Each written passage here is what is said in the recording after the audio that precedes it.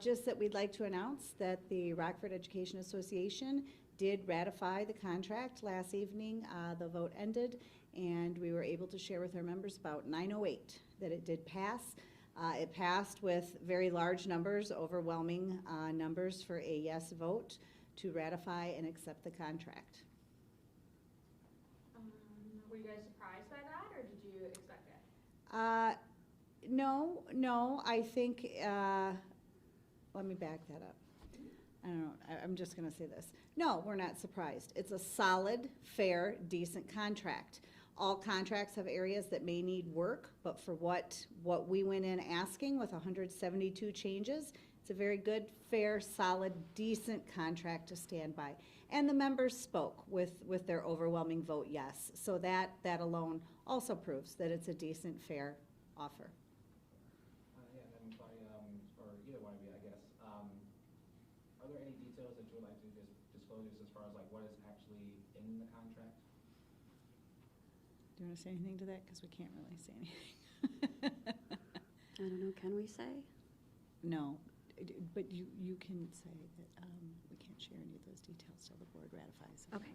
We can't share any of the exciting details with the contract until after the board ratifies it, which we just heard there'll be a special board meeting this Wednesday at 5:30. So we'd like to encourage any community members and our own members that are in support of this ratification of this contract to come and see the final steps and processes through at the board meeting this Wednesday. Have you guys spoken to RCAS at all since you voted to approve it? We did call them last night and gave them the details that the ratification vote did pass. And from there, they were going to determine when they would meet next. We didn't hear anything, but just before this meeting, as Christine said, it was publicly announced that they'll be meeting Wednesday for special session to ratify and decide on the contract. Great. Go ahead.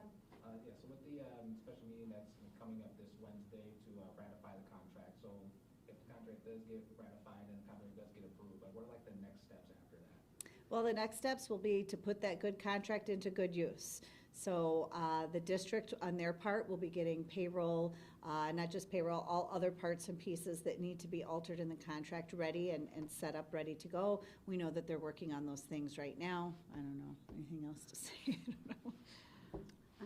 Right, there are a lot of changes, so it's going to be on the district to figure out timelines and who's going to handle all those changes downtown. And when you say changes, can you elaborate a bit more on what you mean? No, still, we're going to give the district respect. You know, we hate to do that. We'd love to tell everybody exactly what the final everything is and share that because we do feel confident, our team is confident that this is a decent, fair, quality contract.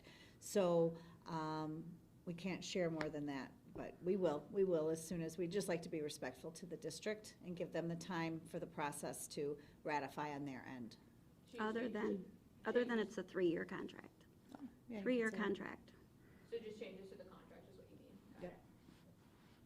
Then yeah, and then of course this has probably been a long process, you know, like probably a lot of meetings, a whole lot of work to ultimately get this deal done and ultimately to get us to where we are today in late February. But overall, would you say both of you are overall happy with the contract that you guys came to an agreement with? Absolutely. We Yes. wouldn't take it forward to the membership if we weren't going to stand behind it and vote for it ourselves. We wouldn't ask the membership to do what we aren't in agreement with ourselves. And in the end, there's always room for work in any type of negotiation and bargaining, and we already know some things that we need to work on for next time. But for now, and for what we haven't had in past contracts for quite some time, this is a really, really, really good, solid contract. I don't know if you- And we gave our members at our meeting on Saturday a list of gains and losses that the REA achieved through negotiations, and there were many more gains than losses, so we are very proud of that. Yes, we can tell you that. In a 3-column list, the gains go from the top to the bottom of the page. The gives are about 4 or 5, and then asks that never came to fruition because we were able to do what was right by students and members is a pretty lengthy list as well. So it's good contract. When you guys had the information session and the vote you guys get any feedback from teachers in terms of, things they liked, things they didn't, or, Yes, for the most part, there's still, I don't know if we can say that. I don't know how to answer that. There were some people that voiced concerns that maybe they didn't get exactly what they wanted for their special particular group, which is what Claudia said. We know areas that we can develop next time, but we feel that the majority of our members spoke loud and clear with the vote. And when you do have a membership of 2,000 people, and as much as we worked for every facet of every member, it's still 2,000 people. So everyone is benefiting from some piece of this contract, and we build on that for next time. So yeah, not to sound like a broken record or anything, but this has been a long process. A lot of work, and of course, there have been a lot of stories and updates on this particular story. Do either of you have any messages that you would like to send to either members of the REA board or to the community who ultimately were voiced their opinions and were on your side or anything like that to help you ultimately get us to where we are here today? I think thank you. Thank you for the community support. The membership support, the calls to action, that's what made a difference at the table, was the support from everybody that was involved and gave their voice. We also know that in that process, listening to members who are upset or who aren't in agreement is part of the process. And so that is something that we take back to the table and put in our notes, and we're not afraid of that either. We're certainly ready to do the work. This is a team that came up with a credible contract for the amount of time that we've put in, and I'm just kind of rambling, so. We want to thank our team too. For sure.